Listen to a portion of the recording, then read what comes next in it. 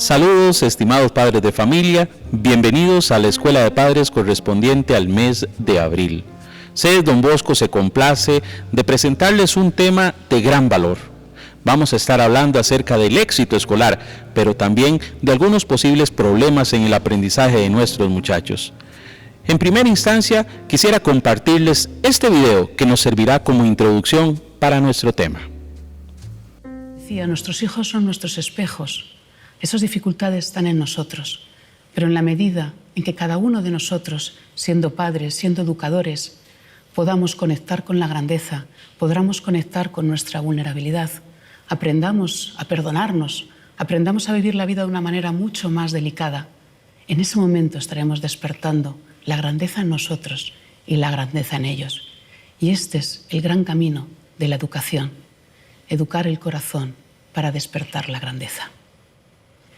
Y de esto es de lo que venimos a hablar, de educación, y escucharos a vosotros, con las preguntas y las posibles reflexiones. Hola Pilar, me gustaría que nos hablaras de la autoestima con nuestro hijo, que nos diera una serie de pinceladas para ver cómo somos capaces de cuidar de la autoestima de nuestro hijo. Muchas gracias por la pregunta, que es una pregunta yo creo que absolutamente fundamental, cómo generar autoestima en nuestros hijos. Como decíamos antes, la autoestima en nuestros hijos primero tenemos que buscarla en nosotros. La autoestima es un proyecto de vida. De hecho, yo creo que vamos siempre trabajando sobre ella, porque nos vamos encontrando diferentes escollos que nos ponen un poco en vilo esa autoestima. Para cultivarla, el mejor camino, desde mi punto de vista, es conectando con la vulnerabilidad. Curiosamente, con aprender a querernos tal cual somos. Y es curioso porque las personas que flaquean en autoestima tienen dos tendencias, y además son dos tendencias opuestas. Una de ellas es a sentirse hundidos, que no valen para nada, y otros es que son los mejores del mundo. Ambas dos tienen el mismo problema, un exceso de falta de autoestima. ¿Qué podemos hacer nosotros? Lo primero de todo es reconocer cómo somos, aprender a querernos tal cual somos. Y eso vamos a enseñárselo a nuestros hijos. Por eso es bueno, de alguna manera, hablar de nuestros errores, naturalizar el error. La autoestima no tiene por qué estar vinculada, como decíamos, al éxito. No, la autoestima es querernos en lo que somos. Otro aspecto importante que tenemos que trabajar para cultivar la autoestima en nuestros hijos es no decirles que lo hacen todo muy bien, hagan lo que hagan. No, porque además de eso, en el cerebro se comprueba que si estás continuamente con el halago, la dopamina, que es fundamental para el aprendizaje, no se activa, porque ya estás presuponiendo que te van a reconocer. Por lo tanto, no tenemos que estar siempre diciendo lo bien que lo hacen. Hay que apoyarles, pero cuidado con eso. Y tercero, muy interesante, despertar el sentido del humor.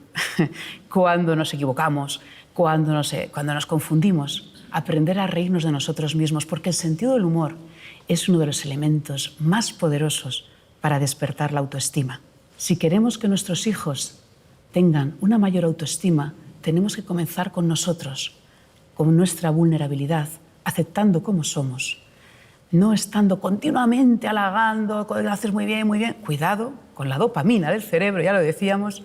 Y otro elemento importante para la autoestima es la perseverancia. Hasta para aprender a querernos tenemos que ser perseverantes. Y esto se comprueba en un montón de éxitos de personas que lo han alcanzado, como por ejemplo Disney. Nadie creía en Disney, nadie le daba un trabajo. Los Beatles tuvieron que hacer no sé cuantísimas audiciones porque nadie les concedía la oportunidad de hacer un disco. Incluso la autora de Harry Potter se encontró con 12 editoriales que le dijeron un no rotundo. Es decir, la perseverancia es uno de los elementos que nos van a reforzar precisamente nuestra autoestima, porque no vamos a hacer una vida que sea un ganar, un sí y un no, que hago solo una apuesta y en esa, si gano, tengo autoestima y si pierdo, no. No, la autoestima se logra cuando yo sigo luchando, cuando yo sigo perseverando, cuando yo creo en mi sueño y lucho por él. Eso es lo que nos ayuda a, de alguna manera, ir construyendo esa autoestima independientemente de lo que el mundo nos diga, sino aprender a querernos a nosotros mismos. En el fondo, aprender a querernos a nosotros mismos es un camino y un romance que dura toda la vida.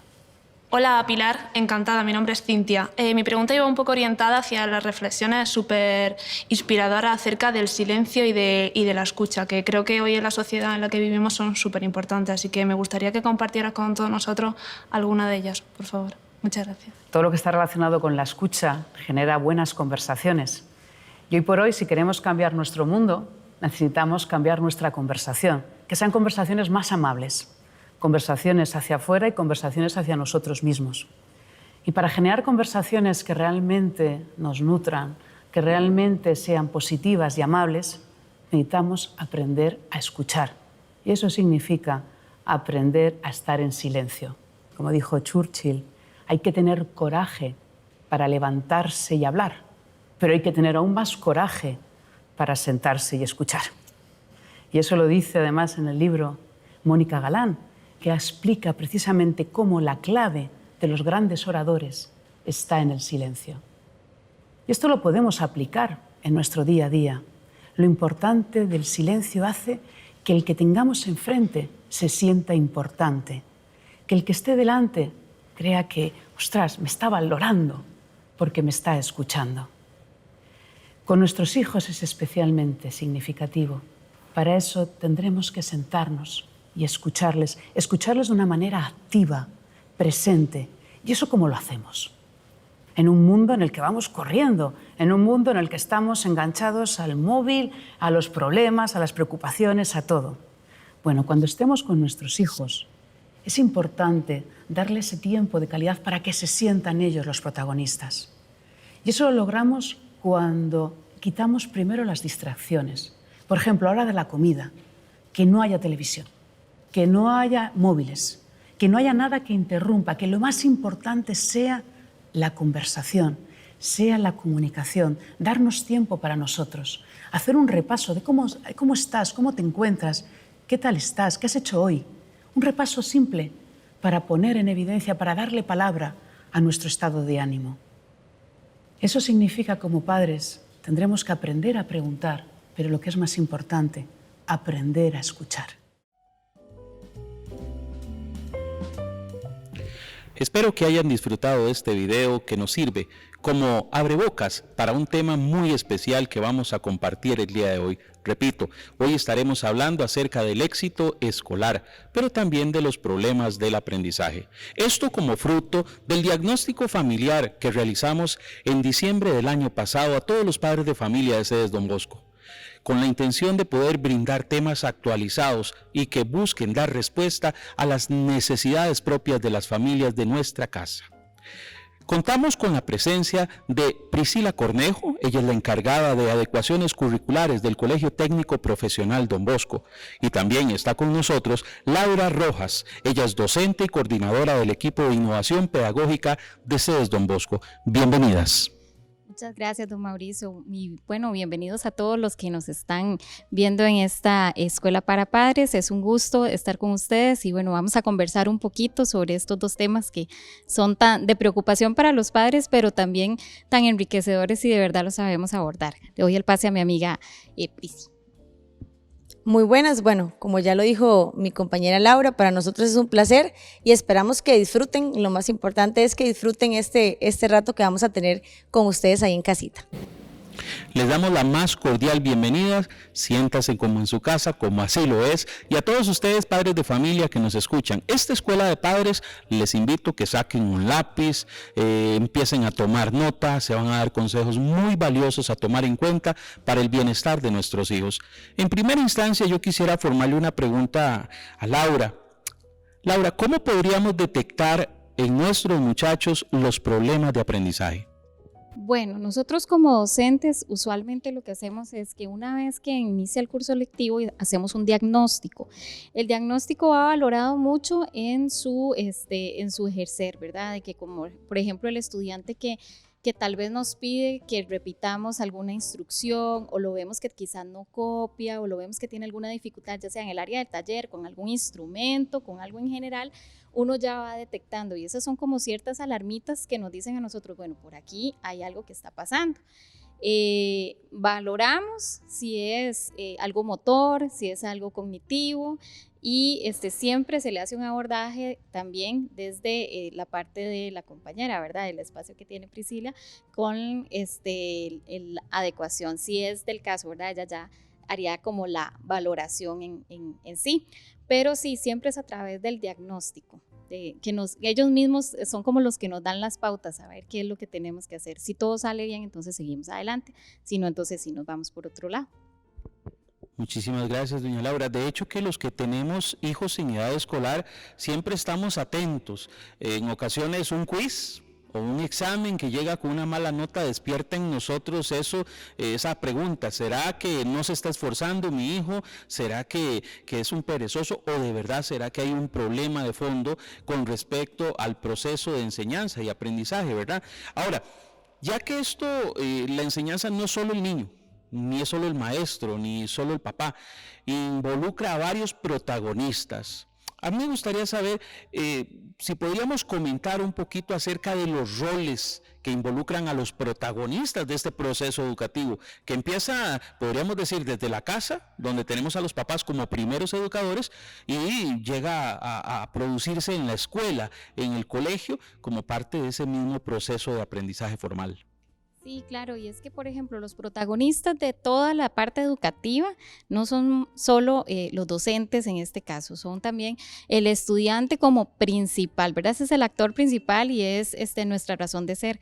Pero también nuestro otro destinatario son los padres de familia. Y aquí lo importante es que cada quien reconozca cuál es el rol que de verdad tiene que ejercer.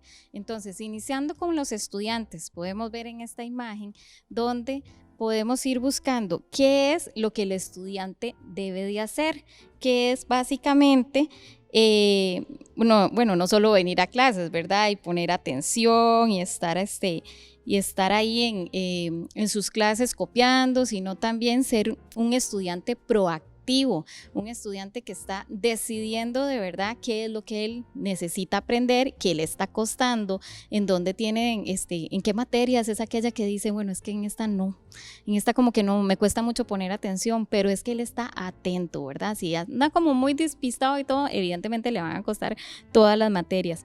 También necesitamos que en su rol sea autónomo. ¿Por qué autónomo? Porque él es el que viene principalmente a obtener sus clases, a obtener su aprendizaje. Él tiene que saber también qué es lo que necesita, si necesita un cronograma, si necesita recursos, si necesita qué tipo de materiales, que son los que le dice el docente, ¿verdad? Porque uno directamente se lo dice a los estudiantes. Entonces, él tiene que saber ese gestionar también de su tiempo, por eso hablamos de una autonomía como tal. Cuáles son sus metas propias, la capacidad también para reflexionar, para ver si algo le está costando, si algo sí le gusta y en qué necesita más ponerle atención, y también una participación activa en todo su entorno, ¿verdad? Entonces ese es como el rol del estudiante, el que viene aquí como protagonista de todo su aprendizaje. Luego podemos hablar en esta segunda parte, ¿verdad? Del rol de los padres de familia o encargados en este caso. Bueno, en los padres de familia ya sabemos que tienen un rol determinante desde el inicio de la gestación y demás, ¿verdad? Pero también es este manejo que ya le vamos a dar a su hijo en cuanto a su desempeño estudiantil. Vamos a ver, si hablamos de niños pequeños, los padres siempre están atentos, siempre están ahí, digamos, viendo cuáles son sus asignaciones y todo, y conforme van creciendo, hemos visto que ya los van a ir dejando soltitos, ¿verdad? Ellos van ahí más o menos viendo que ya él puede, ya él sabe, ya sabe leer, entonces se vuelve más autónomo. Pero, por ejemplo, cuando nosotros como padres tenemos que ir guiando, ¿verdad? Que el estudiante tenga esa capacidad de ir a sus clases, de reconocerle con confianza de que él sí va a asistir, que sí va a estar atento, ¿verdad? Y darle como ese paso, es como soltarlo. Y con eso también decimos que es importantísimo la comunicación que ellos tengan, no solo con su hijo, sino también hacia la institución. No queremos padres que estén totalmente desconectados, ¿verdad? Que no sepan qué es lo que pasa, cuál es su horario, a qué hora sale, qué necesita, ¿verdad? El apoyo también educativo adicional que tengan cuando ya se les detecta que necesita alguna ayuda, es importante que también sepan mediar, ok, si necesita un tutor, que por favor le provee ese tutor, que le dé la oportunidad, ¿verdad? Porque a veces lo que nos encontramos son situaciones como que voy a dejar a ver qué pasa, vamos a ver qué sigue, voy a ver cómo le va en el examen, pero es que de verdad no estamos viendo que desde las clases hay tal vez ahí un desempeño que no está bien. El acompañamiento emocional, don Mauricio, también es muy importante porque, bueno, venimos de una crisis, ¿verdad? Una crisis pandémica, y es importantísimo ver cómo se siente el estudiante, si le da ansiedad venir a clases, si se siente bien hablando en otro idioma o aprendiéndolo, si el horario realmente es muy fuerte para él, cómo podemos mediar en eso. Entonces ves que es como un manejo de todo, que el rol del papá es importantísimo porque es apoyo, pero también un manejo de límites en cuanto a ¿qué? En cuanto a que el estudiante sí tiene un cronograma y un espacio de trabajo en su casa, ojalá que le provean, ¿verdad? ¿Cuánto tiempo va a estar pegado a la computadora, como decimos, ¿verdad? O cuánto tiempo va a estar en el celular haciendo otras cosas, sabiendo yo que tiene que hacer cosas del colegio, o sabiendo yo que este es el espacio para hacer tareas, ahora vamos al espacio para comer en familia, ¿verdad? Entonces, como mediar y gestionar todo eso. Ese es parte del segundo protagonista, ¿verdad? O nuestro segundo destinatario, el rol de los papás. Y por supuesto, pues el rol del docente. Aquí sí es cierto que es algo, ¿verdad?, de mediar, porque nosotros los docentes tenemos que contar con 3 roles. En este sería el rol pedagógico, que es como el que ya todo el mundo conoce, ¿verdad?, que es el docente que define los objetivos, que ve cuáles son las estrategias que va a hacer para su aula, que va a hacer, por ejemplo, elegir los contenidos, planificar y ver cómo. Esa es la parte pedagógica, pero también es muy importante que los docentes cumplamos con un rol social y un rol organizativo, ¿verdad? Entonces, en este caso, el rol social es prever que él es ese estudiante que no es un número, que no es así nada más como para que venga y asista, no, a él, él está socializando con los compañeros, ¿verdad? Si es en la etapa de adolescencia es necesario que lo haga. Estamos viendo que si él necesita también su ayuda, su aporte, estar viendo que se hagan esos aportes a nivel de aula, donde ellos puedan socializarse más, que puedan estar activos, ¿verdad? Yo tengo un estudiante que es muy activo, pero si yo no lo dejo en mi aula, no estoy cumpliendo mi rol social. Y también en cuanto al rol pedagógico y organizativo, pues estimularlos, motivarlos, dar como esa millita, ¿verdad? Esa importancia de verificar que este estudiante viene como un diamante en bruto y aquí hay que pulirlo, ¿verdad? Entonces todo esto, estos 3 roles tan importantes, yo creo que son los que suman para que haya un verdadero éxito escolar en este caso. Muchas gracias, doña Laura, y yo creo que como padres de familia nos enfrentamos a una tarea los 2 años anteriores, que fue convertirnos en docentes en la casa, en el hogar.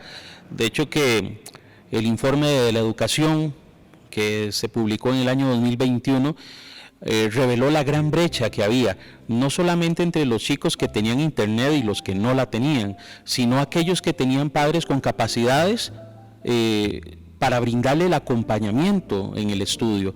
Y este es un gran desafío y es un gran reto, porque no podemos hacer que todos los padres sean iguales, que manejen el inglés, que manejen, ¿por qué no?, las matemáticas, y cuando el chico requiere de esos apoyos, y usted tiene toda la razón, es necesario muchas veces recurrir a un tutor, a una escuela adicional, a un centro donde pueda ir alcanzando las competencias básicas para salir adelante.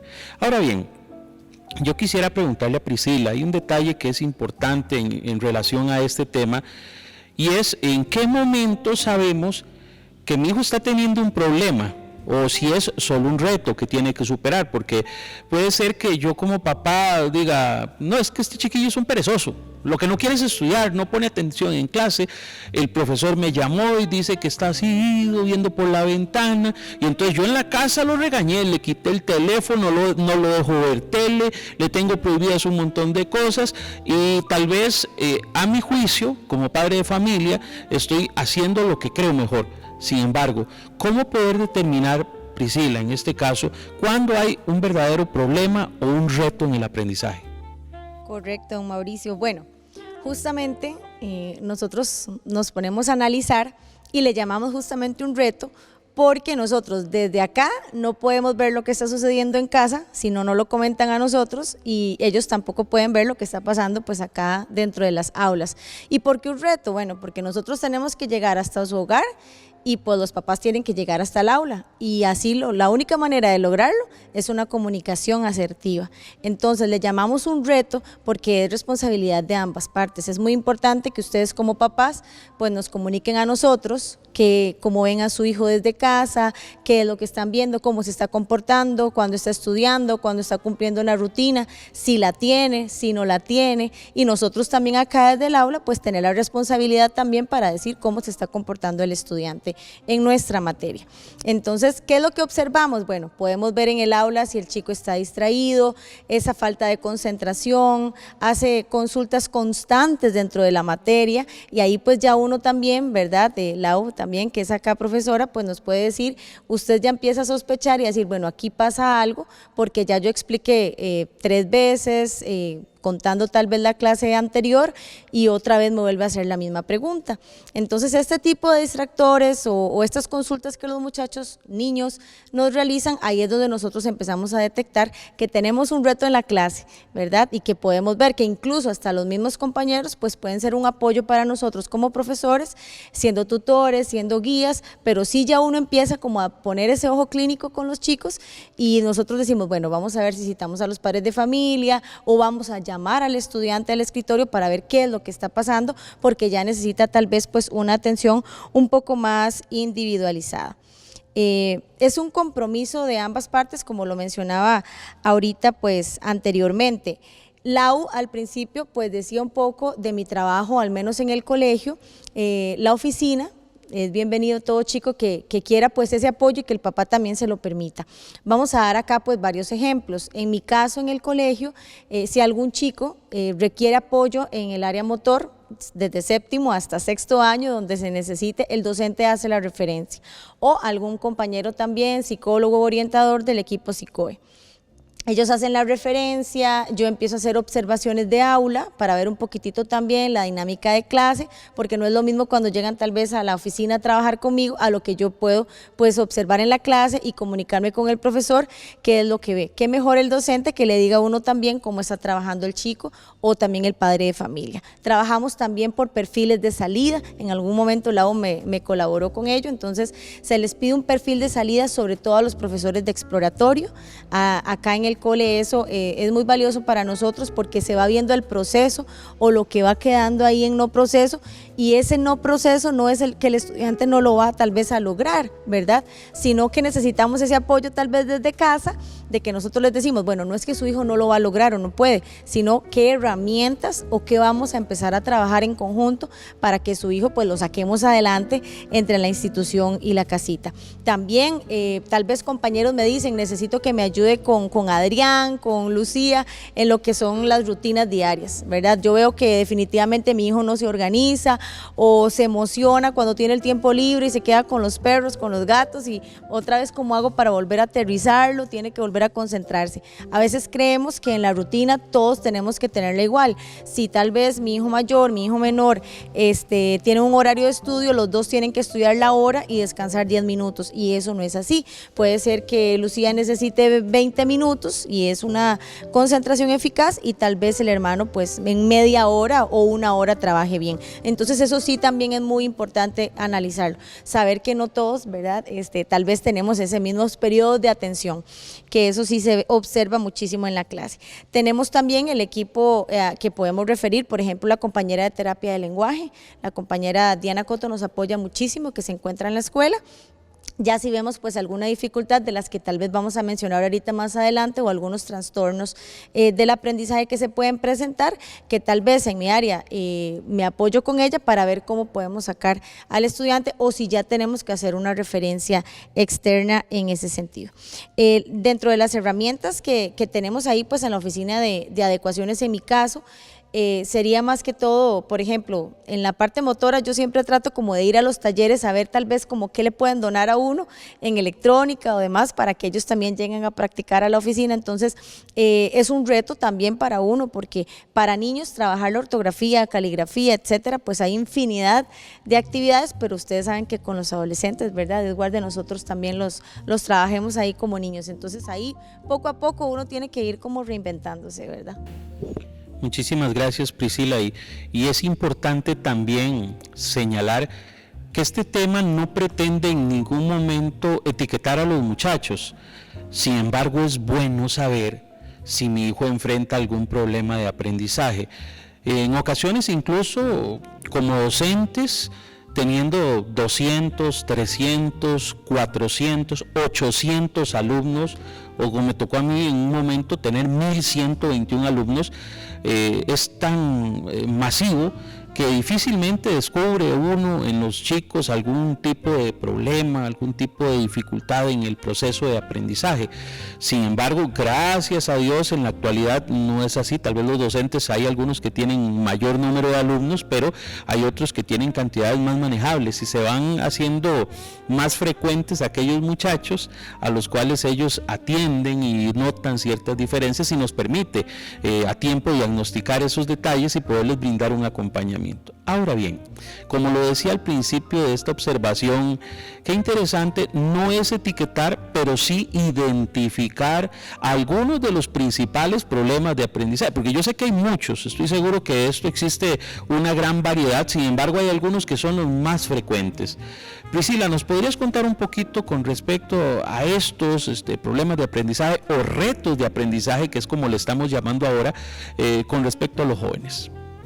Claro, don Mauricio, en la imagen que vamos a presentar ahorita a continuación, bueno, mencionamos lo que es la dislexia, la dispraxia, la discalculia, que es muy importante ahorita también pues conocer el concepto, porque a veces necesitamos conocer el concepto, nos hablan y demás, y tal vez el padre de familia no sabe a qué se refiere y eso qué es, y se asusta y etiqueta como tal vez usted lo acaba de mencionar. Bueno, respecto a lo que es la dislexia, hablamos de la dificultad a la hora de leer e incluso al identificar también en el habla. Así, digamos, a la hora que el estudiante lee, no comprende tal vez lo que está leyendo y demás, o lo interpreta, ¿verdad? De la manera también en lo que lo está leyendo, que tal vez no está correcto.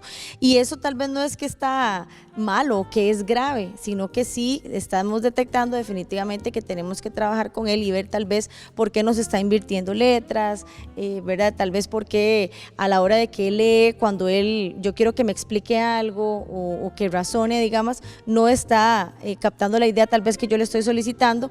Es una de las razones también por las cuales yo trabajo de la mano con la compañera de terapia del lenguaje, que les pasa también ciertas valoraciones, ciertos test y demás, y ahí podemos darnos cuenta pues por dónde va la dificultad que está teniendo el estudiante.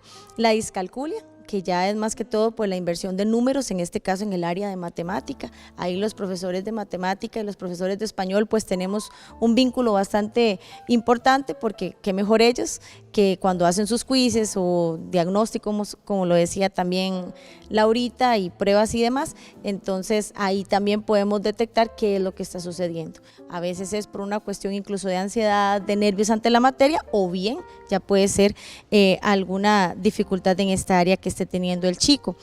La disgrafía, dificultad en la ortografía y caligrafía, esto más que todo, ¿verdad? Es lo que yo estoy trabajando en la oficina ahorita, sobre todo para los chicos de primer ingreso, que poco a poco también los exploratorios pues les ayuda a ellos, pues ahí poco a poco van trabajando su motora fina y demás, y en conjunto también en la casa, ¿verdad? Que eso es muy muy importante, no solamente pues hacer las prácticas que hacemos acá, sino también en casita, que nos apoyen y vayamos de la mano.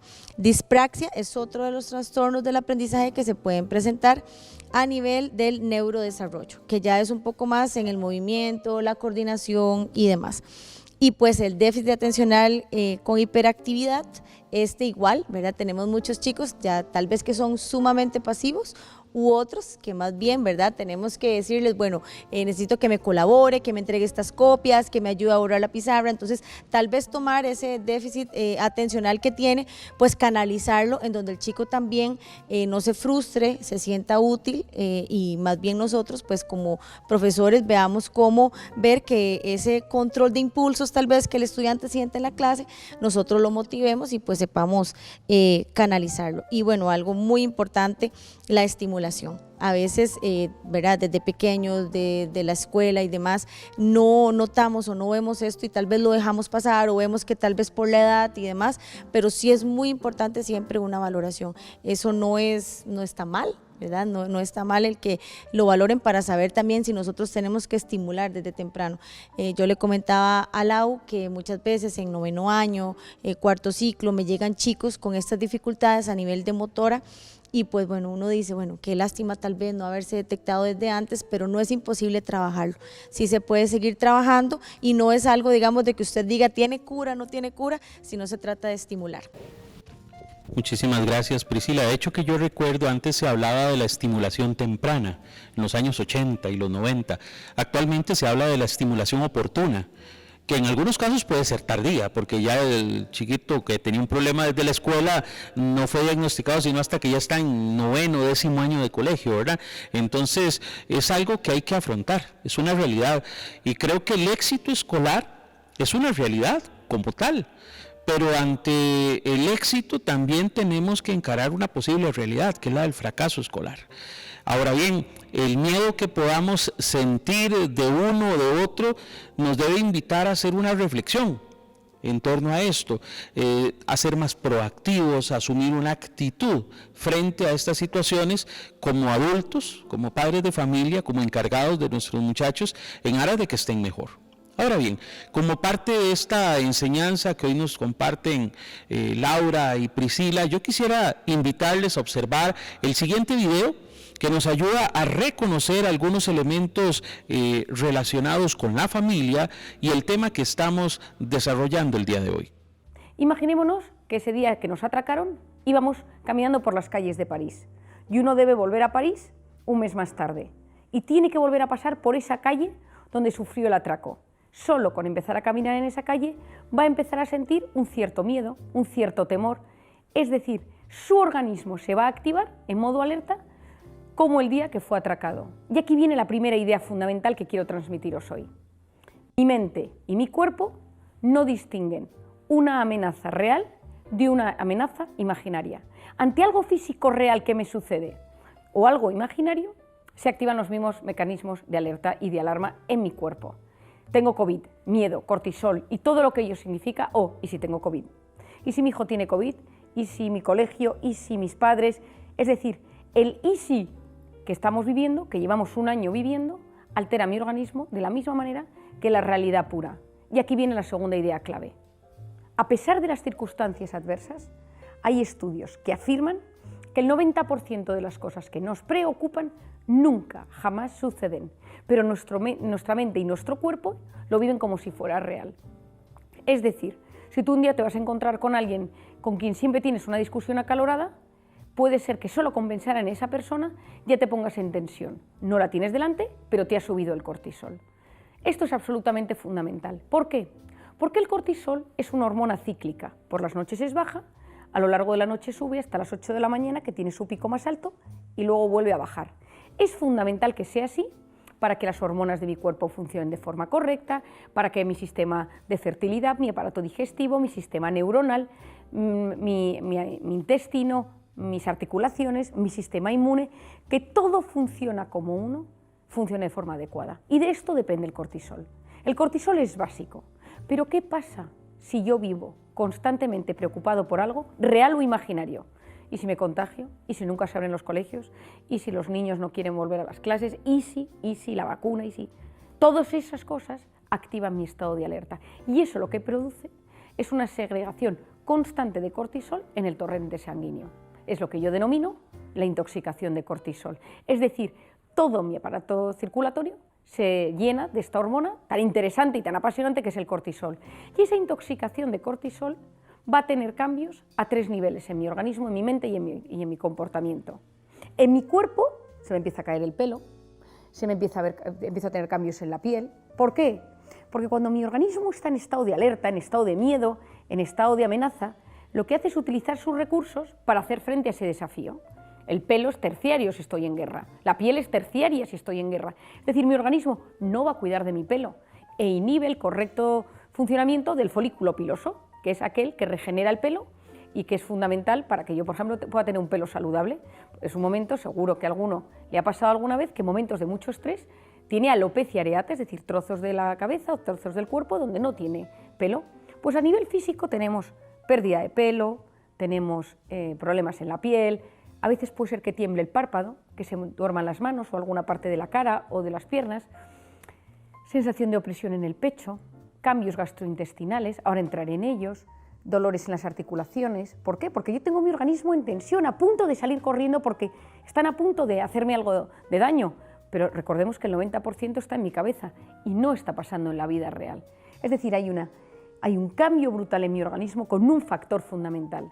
El cortisol, los corticoides, los corticosteroides, todo ello son potentes antiinflamatorios, pero cuando mi organismo está constantemente estimulando el cortisol, hay como un desgaste. Es un tema bastante complejo, pero de forma sencilla es como que se produce una desconexión entre el sistema inmune, el cortisol y la inflamación de mi cuerpo. ¿Y qué es lo que pasa? Que empiezo a inflamarme. Artritis, gastroenteritis, amigdalitis, dermatitis, todo lo terminado en itis es una inflamación.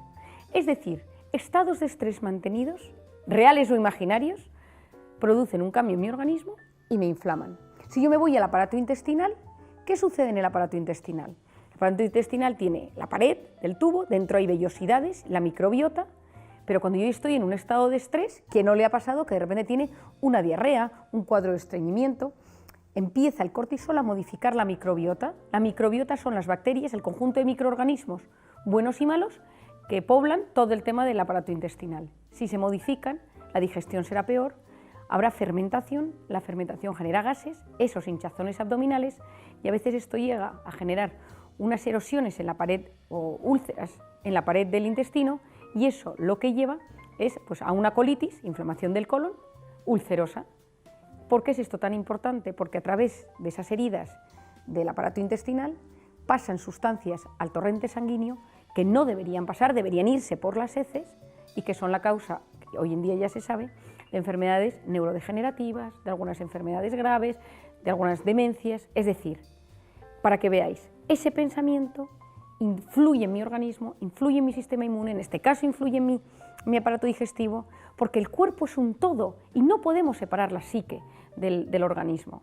A nivel psicológico, lo primero que me sucede es que estoy irritable, todo me pone de los nervios, salto, cojo manía a las personas, estoy en un estado de alerta con respecto a los demás, tengo fallos de concentración. Esto me interesa muchísimo, ya que vosotros estáis todos metidos en el mundo de la docencia, que lo entendáis bien. Esperamos que hayan disfrutado de este video, que estemos complementando esta experiencia de Escuela de Padres del mes de abril con un tema importantísimo, el éxito escolar y los problemas del aprendizaje. Ahora bien, después de mirar ese video, yo quisiera preguntarle a mis invitadas Priscila y Laura, ¿encontramos esos easy continuamente? ¿Qué tanto? Cuéntenos ustedes un poquito. Definitivamente, don Mauricio. Y bueno, creo que también estábamos esperando esta parte que nos parece muy enriquecedor. Una excelente profesional, realmente esta psiquiatra. Bueno, nosotros creemos que sí podemos cambiar esos easy. Podemos cambiar ese easy y sí nos permitimos sentir en casa y sí nos damos la oportunidad de decir, bueno, ¿cómo me encuentro hoy? ¿Cómo se encuentra usted? ¿Cómo está mamá? ¿Cómo está papá? ¿Qué es lo que está pasando en casa? ¿Cómo nos estamos sintiendo? Y si hacemos una rutina familiar, si nosotros, ¿verdad? Llegamos, nos sentamos y en lugar de tener todos una rutina en donde no tengamos que ver con nuestros tiempos de descanso y hobbies, empezamos a amarrar y a empezar a ver, bueno, él estudia a tal hora, mi otro hijo estudia a tal hora, yo llego del trabajo a tal hora, mi esposo o abuelita o con quien yo viva, y empezamos a hacer una rutina en el que los que tienen que estudiar pues estudian, pero cuando ya viene el hobby, cuando viene el tiempo de descanso, compartimos, ya sea comiendo, ya sea viendo una película o que vamos a salir a caminar y hacemos esa rutina familiar y no hacemos pues una rutina individual. Y si modificamos esa actitud, esa forma de llegar y actuar sin pensar, sin razonar lo que estamos haciendo. Entonces vean también, y sé que Lau también tiene mucho que decir en esta parte, cómo podemos cambiar esos easy y que no vayan a ser pues esas enfermedades, esas secuelas, esas angustias, esas crisis, esa intoxicación de la que menciona la profesional, y pues entonces podamos ser diferentes y cambiantes en la rutina que tenemos también en nuestro hogar. Y sí se puede, definitivamente. Sí, gracias. Yo creo que sí. Y sí cambiamos, como dice, ¿verdad? Porque realmente la angustia y el miedo que tiene la mayoría de padres es por ese fracaso, ¿verdad? Porque pierda el año, porque se esté quedando en varias cosas, pero y si cambiamos ese pensamiento y en vez de preocuparnos nos ocupamos, y si nos vemos envueltos en definir si es un reto del aprendizaje, si es un asunto de cronograma, si es un asunto de horarios que no hemos congeniado, y si nos damos cuenta que nuestro hijo está desmotivado, ¿qué podemos hacer? Bueno, ver cuáles son aquellas mediaciones que podemos hacer de parte de la familia para que él se sienta un poquito más realizado también, que vaya por esas metas. Y si me dejo de preocupar como papá, ¿verdad? También, porque nada de lo que nosotros los adultos hagamos es fuera de ellos. O sea, realmente todo lo que nosotros hacemos, hasta lo que pensamos, cómo nos comunicamos con el resto de personas, cómo pensamos con respecto a incluso a la economía del hogar, todo eso repercute a ellos. Y hemos tenido también chicos que pueden ser muy brillantes, pero viera que la situación en la casa les consume tanto que probablemente eso es lo que los está afectando. No es tanto tampoco un reto aquí, sino es la parte emocional, la parte de que yo no sé qué va a hacer de mí, ¿verdad? Pero entonces, y si cambiamos todas esas cosas, ¿podemos hacer algo mejor en nuestro hogar? Sí. ¿Podemos tener éxito escolar? Sí, pero sí, hay que intentarlo, ¿verdad? Esa es la parte más importante. Detectarlo, no solo dejarlo ahí, sino también cambiar si es del caso, ¿verdad? Cambiar, reestructurar y mover, ¿verdad? Porque lo que no, ¿qué pasa? ¿Se queda como está? Ciertamente, y es que el éxito escolar involucra varios factores. Y si los papás queremos ayudar, queremos ofrecer a nuestro hijo el apoyo, pero no sabemos cómo. Porque puede ser que uno como papá tenga las mejores intenciones, pero no sabe qué hacer. Tal vez ahorita hay un montón de papás que en su hojita están poniendo signos de pregunta y están diciendo, uy, pero ¿qué hago? ¿Cómo puedo desde el hogar, cómo puedo desde mi casa ayudar a mi hijo en este proceso de aprendizaje? Y bueno, yo creo que en esto es tan importante todo el tema de la rutina, ¿verdad? La rutina le da seguridad y genera también cierto apego seguro, principalmente para los de primera infancia, ¿verdad? Ya cuando esto se convierte en un quehacer, ya el estudiante, cuando ya está en la escuela y el colegio, ya dice, bueno, ya yo sé, a la hora que yo me levanto, a qué hora me tengo que ir, qué materias voy a tener, cuando llego a la casa, cuál es mi rutina para llegar a la casa. No es que llego y me siento de una vez a hacer la tarea, porque no, ¿verdad? O sea, nosotros todos necesitamos un tiempito de ocio, un tiempito de familia, entonces esa rutina, establecerla bastante clara y ojalá tenerla en un lugar visible, ¿verdad? Si somos toda una familia, todos los que vivamos dentro de la casa, tenemos que ser conscientes de que esa rutina es como quien dice la que manda, ¿verdad? Y en eso ayuda mucho también para el manejo de límites, ayuda también para que aprendamos a seguir instrucciones, porque las ocupamos en la casa y las ocupamos en el aula, ¿verdad? Entonces, eso se logra también cuando es siempre consensuado. No, es muy diferente cuando viene el padre de familia y dice, ahora usted va a hacer esto y esto y esto, cuando el mismo adolescente en conjunto con sus papás dice, ok, vamos a crear esto. A mí me sirve más, porque hay que escucharlos, evidentemente, y adolescente es lo primordial, escucharlos asertivamente. Decir, ok, vieras que a mí me sirve más estudiar después de las 6 porque ya llegué, ya comí, ok. Y después de las 8 puede que me guste ver una serie, ok, su espacio también de ocio, ¿verdad? Su espacio de... Pero es así, tener los espacios bastante definidos. la rutina, digamos, como primordial, ¿verdad? La alimentación, don Mauricio, eso es tan importante para el desarrollo del cerebro, que tengan también esa accesibilidad de estar tomando agua. Eso lo promovemos nosotros también desde el EIP, desde que ellos, los docentes, permitan que los estudiantes estén tomando continuamente agua, porque un cerebro hidratado es un cerebro que va a estar más atento a aprender. Estar también viendo, bueno, no solo la parte de la nutrición con la hidratación, sino qué tipo de comidas es que están consumiendo, que si les da bastante sueño, que si son pesadas, ¿verdad? Porque todo eso afecta. Las horas de sueño. ¿Cómo sabemos a qué hora se está durmiendo mi hijo? El adolescente se duerme más tarde que un niño, ¿verdad? Porque ya su ciclo circadiano es diferente. Pero hay que tomar mucho en cuenta que en algunos casos yo he tenido estudiantes que son la 1 de la mañana y están jugando play.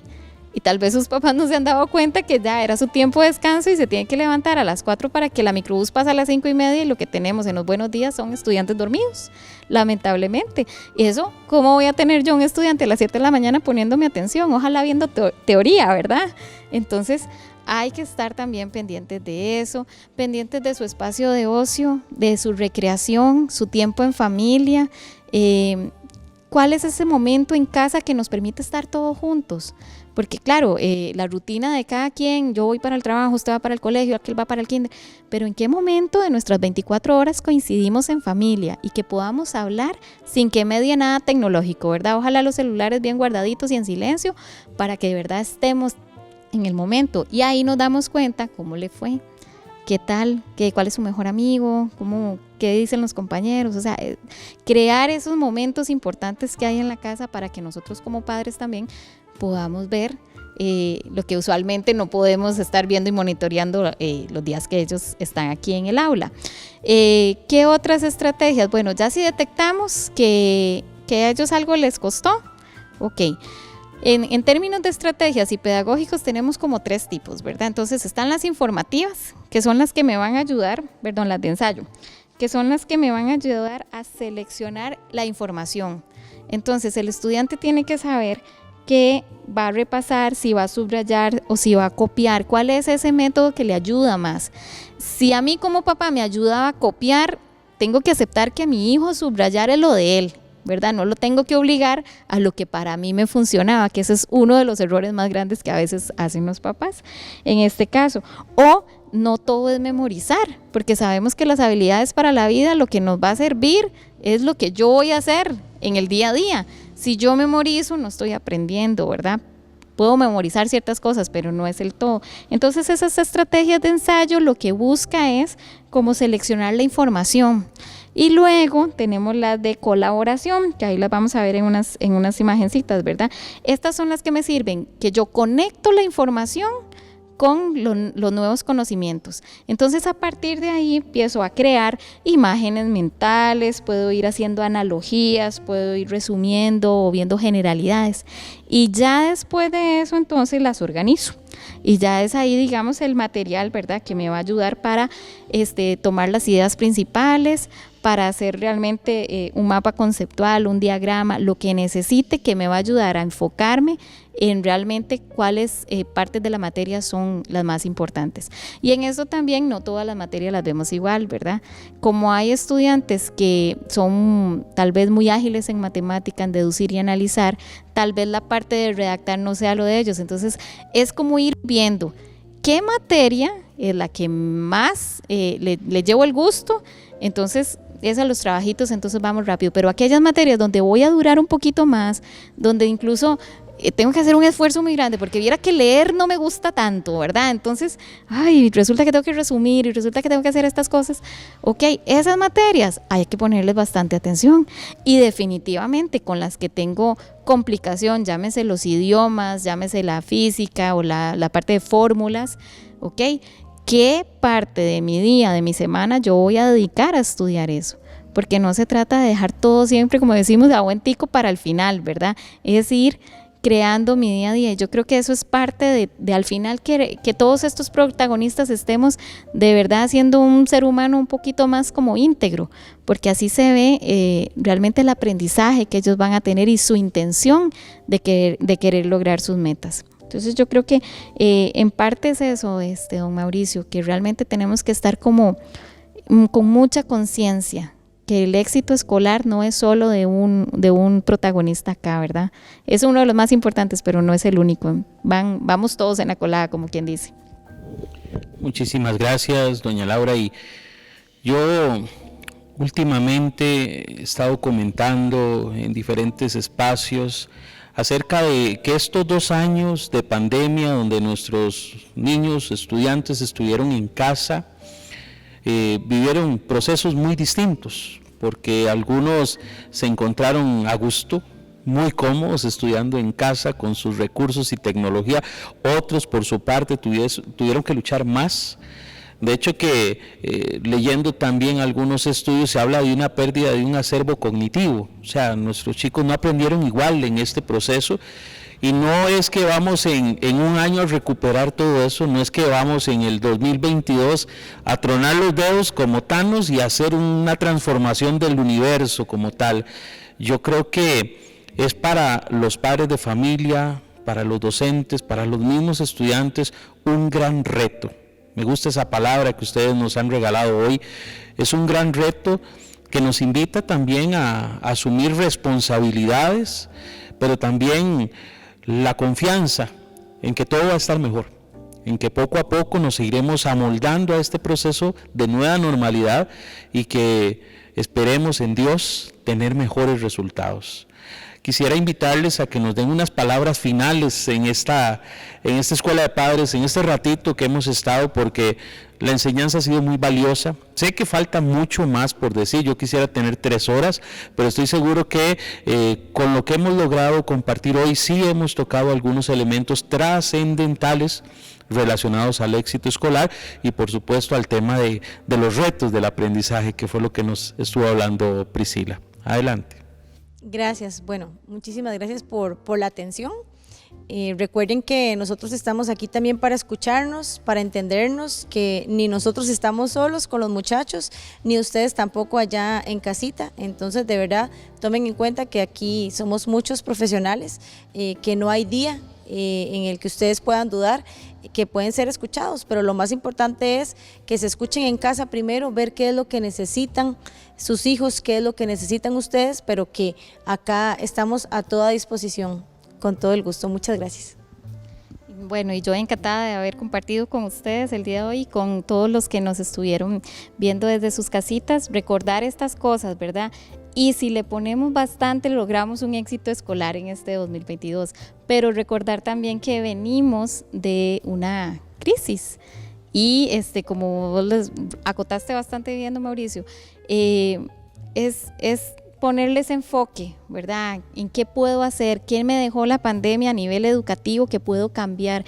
¿Qué quiero mantener y qué debo reforzar?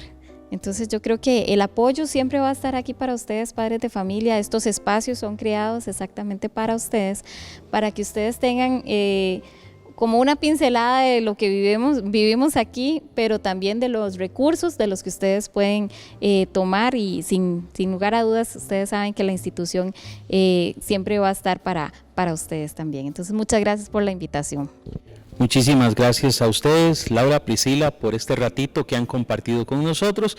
Y a ustedes, padres de familia, gracias por sumarse mes a mes a esta experiencia a la que llamamos Escuela de Padres. Les recuerdo, nuestra Escuela de Padres se proyecta mes a mes en nuestras redes sociales de Sedes Don Bosco, en YouTube, en Facebook, y también aparece en nuestra página web en la sección de la Pastoral Familiar Salesiana. Entonces usted puede buscar ahí los temas y poco a poco irse instruyendo, ir creciendo, siendo, digo yo, mejor ser humano y a la vez mejor papá, y de esa manera poder acompañar a nuestros hijos hacia un futuro mejor. Dios está de nuestra parte, Él nos está ayudando. Oremos a Él en todo momento, pidámosle la ayuda, el discernimiento, la sabiduría que requerimos para animar a nuestros hijos en el camino de la vida, para que logren reconocer lo que los hace felices y que puedan hacerlo de la mejor manera. Yo les doy las gracias a todos, espero verlos el próximo mes nuevamente en la Escuela de Padres. Que Dios los bendiga. Hasta luego.